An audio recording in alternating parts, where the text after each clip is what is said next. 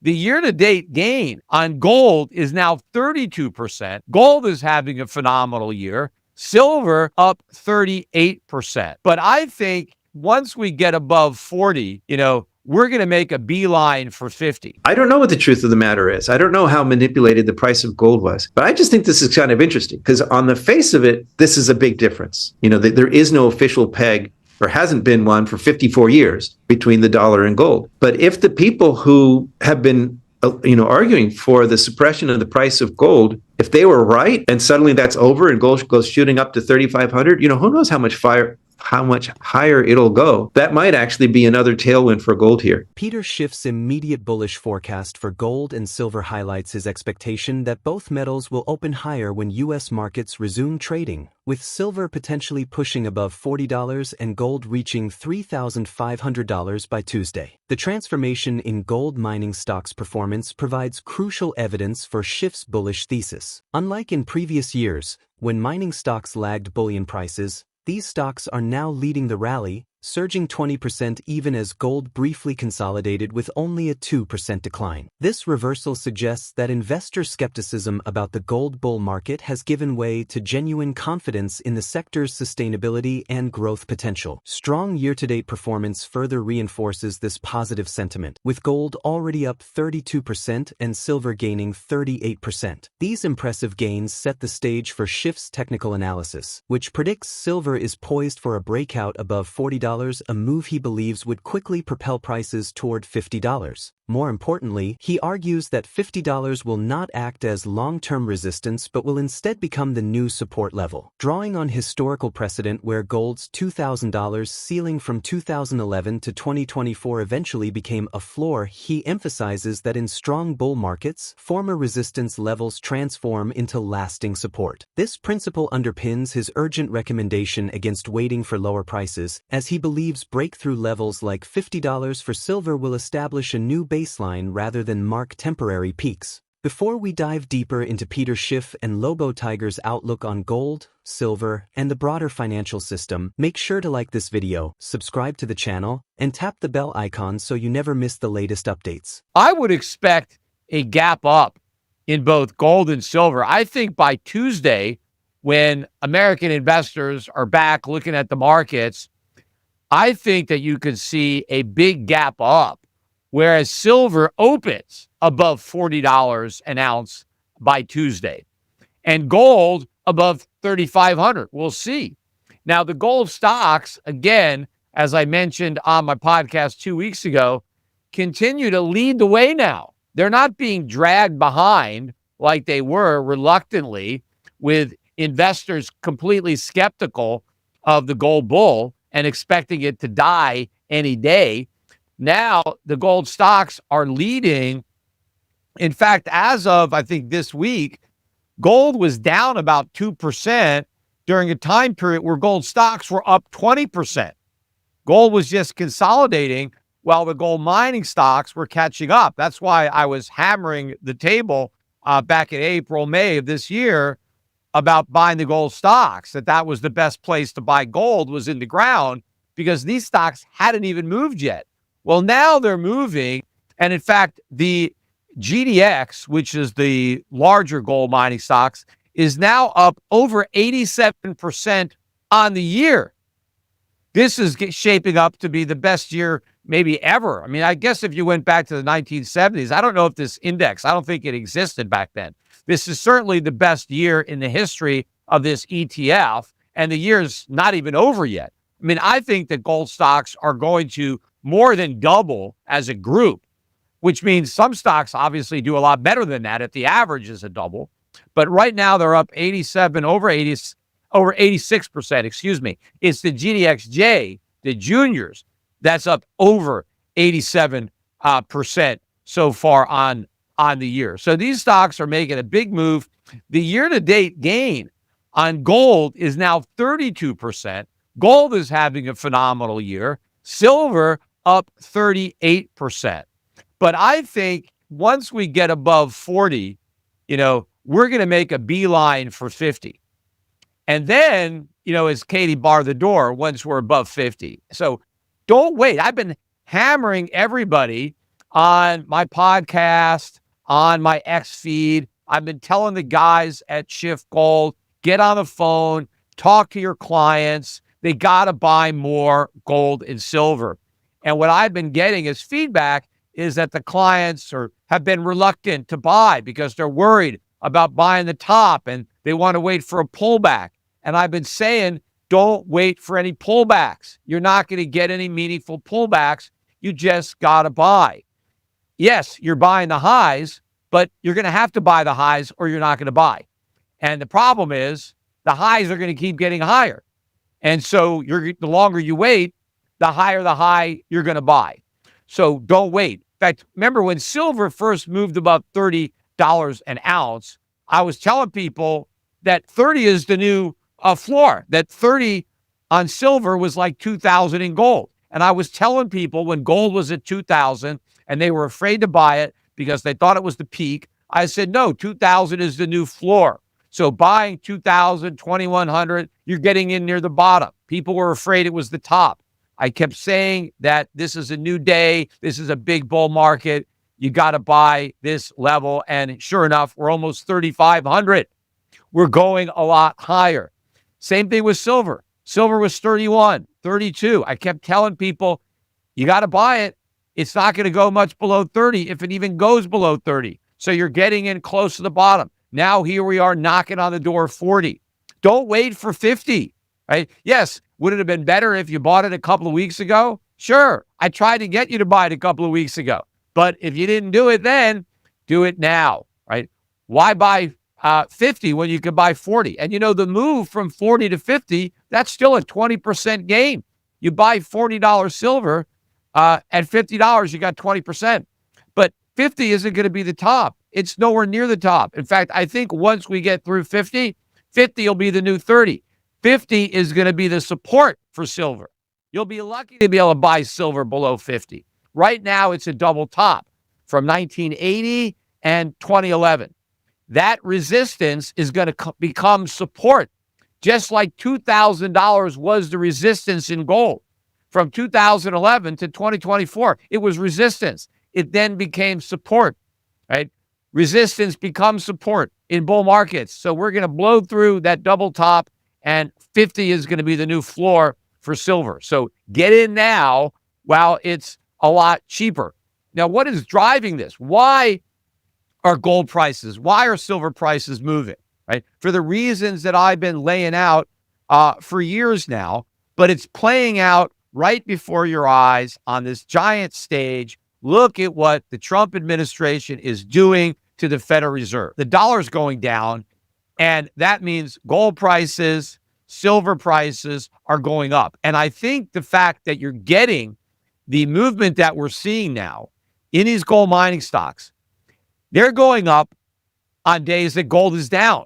And when they sell off in the morning, they rally and they close up. So there are buyers. There are big buyers for these stocks. Why? Because the institutional investors are finally realizing how cheap these stocks are. And they finally are gaining some confidence in the longevity and stability of the gold bull market. Even if gold stays where it is, these gold stocks are cheap. Investors have been afraid that gold was going to crash. And so they stayed away from these stocks. Now I think they're coming to the realization that gold's not going to crash. It's the dollar that's probably going to crash. So they're buying these stocks, but they still haven't accepted the reality that the gold price is going much, much higher. And again, so will the silver price. Once they accept that reality, then they're really going to get aggressive in the buying of these stocks. But one of the kind of negatives of the gold bull market was the failure of the gold mining stocks to confirm the bull market. I've been hearing this for years, that this lack of confirmation shows that the gold market bull is running out of steam. Because the thought process was the stock market investor is forward-looking. So the stock market investor is not looking at today's price of gold, but at the future price of gold, and using that future price to discount the expected earnings. Lobo Tiggre offers a fundamental, structural case for gold's rally, contrasting with Peter Schiff's technical breakout approach, yet both arrive at the same bullish outlook through different reasoning. Tiggre's admission that he would normally advise taking profits after gold's vertical surge to $3,500 reveals his analytical honesty and highlights just how extraordinary the current market conditions are. His discomfort with breaking his own investment rules underscores the significance of the structural changes he observes, particularly the sustained central bank buying that has continued since 2022, according to World Gold Council data. The resilience Tiggre notes in gold's price action where negative news fails to create lasting downward pressure supports Schiff's observation about a fundamental shift in market sentiment. This behavioral change in how gold responds to traditionally bearish catalysts aligns with Schiff's point about mining stocks now leading rather than lagging, both indicating a market that has moved beyond skepticism into genuine conviction. Tiggre's risk assessment provides a practical foundation for his bullish stance, complementing Schiff's technical analysis. His calculation that even $1,000 drop would leave gold around $2,400, well above the $1,300 to $1,800 assumptions used in most mining feasibility studies, offers fundamental support for the sustainability of current price levels. This analysis reinforces Schiff's assertion that higher price levels become new support floors, though Tiggre arrives at this conclusion through mining economics rather than technical chart patterns. Let's get back to the interview. The fact that the U.S. abandoned the gold standard, or the rest of the gold standard, in 1971, when actually, in August, we're on the anniversary here. 54 years ago, Tricky Dick Nixon took the U.S. off the remnants of the gold standard, slamming the gold window on Charles de Gaulle's fingers. That had a coiled spring effect. The U.S. had already, under Johnson, guns and butter, had been spending way beyond its means. And this is, why it happened. People didn't believe that the value of the dollar was what the stated relationship with gold was. So gold soars when it's freed from the dollar.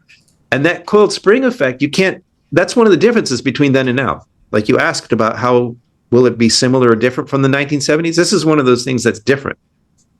Now, some people, a lot of, diehard gold bugs will say, well, the gold and silver price has been manipulated for so long. It's been artificially suppressed. So they might actually argue that this is a similarity, not a difference. I don't know what the truth of the matter is. I don't know how manipulated the price of gold was. But I just think this is kind of interesting because on the face of it, this is a big difference. There is no official peg, or hasn't been one for 54 years, between the dollar and gold. But if the people who have been, arguing for the suppression of the price of gold, if they were right, and suddenly that's over and gold goes shooting up to 3,500, who knows how much higher it'll go. That might actually be another tailwind for gold here. I want to be very careful. I'm not saying this is true. I'm not saying suddenly I subscribe to all the conspiracy theories. But I'm also not saying that they've been proven wrong. I just think there's an interesting parallel here. As far as Dalio goes, I think the way that happens, and it may happen sooner than he thinks. He's a student of history, and he knows that history takes all this time, hundreds of years. The fall of Rome was like 300 years long. But now things happen faster. And I think the vector here is I actually find some credibility to the idea that the BRICS might introduce a gold-backed currency of some form. And, blockchain makes that easier. And well, why would they back it with gold? Why not Bitcoin, or why not nothing? Just make a BRIC currency. And I think the reason for that is, no offense to the Bitcoin crowd, gold is real. You can hold it in your hand. You can see if you're China and Russia says, we're contributing this many tons of gold, and China's saying we're contributing this many tons of gold, and India says we're contributing this many tons of gold. You can send somebody to go look at the vault and see if it's actually there. And there's not a whole lot of love to be lost between the Chinese and the Russians, for example. So between these very different countries with very different cultures, I think that it actually makes sense to use something physical, visible, measurable, tangible to back such a currency, because it enables trust and verification that nothing else does. If gold went up, screaming up like it did to 3,500, I'd be the guy getting rotten tomatoes thrown at me at the Vancouver conference or whatever for saying, when something goes vertical, it's time to look for some correction. it's time to take some profits here. And, this is not the time to chase anything, and remember that $3,500 high, that's not just a nominal high. That's actually a high adjusted for CPI. So that is a material thing. Yeah, that is a striking chart. And normally when a market goes screaming up like that, you want to be thinking more in terms of taking profits than buying. But in this case, again, sort of like with the Doomberg thing in the oil, I think we are looking at a changed game. The central bank's buying since the weaponization of the dollar, that is a one-way door, David. The Chinese and the Indians, are certainly not the Russians, they're not going to go back to trusting the United States dollar the way they did before the Russians were kicked out of the SWIFT system. That's just not going to happen. And we see this. There's been times aplenty this year when news that normally, or not normally, but like in the recent past would have been headwinds for gold, gold wiggles a little bit and then comes right back up again. And to me, this is evidence of the central bank gold buying, and the World Gold Council charts show that the central bank gold buying continues at a higher pace since 22, since the weaponization of the dollar. So what I'm saying is my normal caution about something that pulls a hockey stick like gold did recently is ameliorated by this game-changing scenario where you have not just a new buyer here, but like a global set of new buyers who have very, very deep pockets. And I really do think this is a one-way door. I don't think the governments and central banks around the world that are now hedging their exposure to the dollar are going to suddenly decide, oh, it's okay, we'll go back to how things were before. It's the Chinese and the Russians certainly aren't going to do it.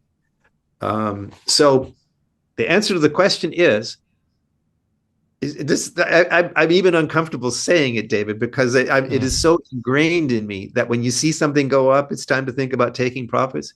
But somebody doesn't, they missed it. They don't have any gold. They haven't bought any gold stocks. I am right now. My guidance is yes, I would buy at these levels because I think we have a floor here. I see relatively little downside.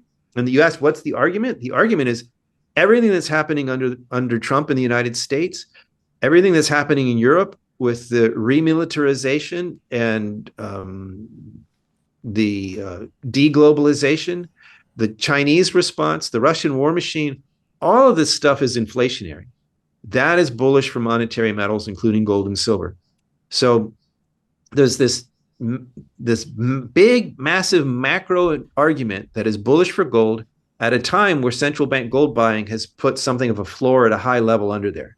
That's what makes me comfortable saying, yes, even over 3,400, if I didn't own any gold, I would buy some today, and I would certainly look for the better gold stocks. If gold dropped $1,000 an ounce from where it is today, well, that'd take a thought exercise. Okay. $1,000, like, wow, that's huge. $1,000 drop. I mean, it's not going to happen. Yeah. I don't think. Or certainly not all at once. But if it dropped $1,000 an ounce, that would take us down to 2,400. The mines that are in operation, the gold mines that are in operation today, they were built based on feasibility studies at like 1,700, 1,800. The better ones, 1,300, 1,400. So gold could drop $1,000 an ounce, and you'd still be looking at obviously not as fat margins as we have today, but you would be looking at decent margins for all but the crappiest of the gold miners out there. So you talk about a moat, and if you want to be a cautious Warren Buffett style person, okay, metals stocks, mining stocks are not going to be a Warren Buffett thing in large, but think about that business. It could drop $1,000 an ounce and you'd still be making money. So if there is a correction, my takeaway here is that if there is a correction, I think that would be a gift from the market, a buying opportunity to take advantage. Silver's relationship with gold has visibly changed recently as well. Now, it still acts as a monetary metal. There's days when, say, copper and other industrial metals go down, but silver goes up with gold. So yes, silver's still a monetary metal, and silver has not reached all-time highs. So that I think that volatility aside, that makes me confident actually in more upside in silver than gold. Let me repeat that. I see more upside in silver than gold right now. gold and silver have entered a powerful new phase, with record-breaking highs supported by both investor demand and unprecedented central bank buying. Mining stocks, once lagging, are now leading the way, delivering outsized gains and reinforcing the strength of the metal's rally. While history shows that sharp vertical moves often lead to corrections, today's backdrop is different. Deglobalization, geopolitical tensions, inflationary pressures, and a structural shift away from reliance on the US dollar have created lasting support for precious metals. Even in the event of a significant pullback, gold mining operations would remain profitable, highlighting the sector's resilience and offering long-term investors opportunities rather than risks. With silver on the verge of breaking through key resistance and gold establishing higher floors, the broader outlook remains bullish, suggesting that the highs of today may only be the foundations for even greater advances ahead. Given the strong central bank demand, geopolitical shifts, and resilience of mining margins even under lower prices, could the current rally in gold and silver mark the beginning of a long-term structural revaluation rather than just another cyclical peak? Stay tuned for more data-driven insights on the financial system. Don't forget to like and subscribe so you never miss our weekly updates. And if you're looking for more Bitcoin-focused coverage, be sure to check out our other channel as well. Thanks for your support and enjoy the video.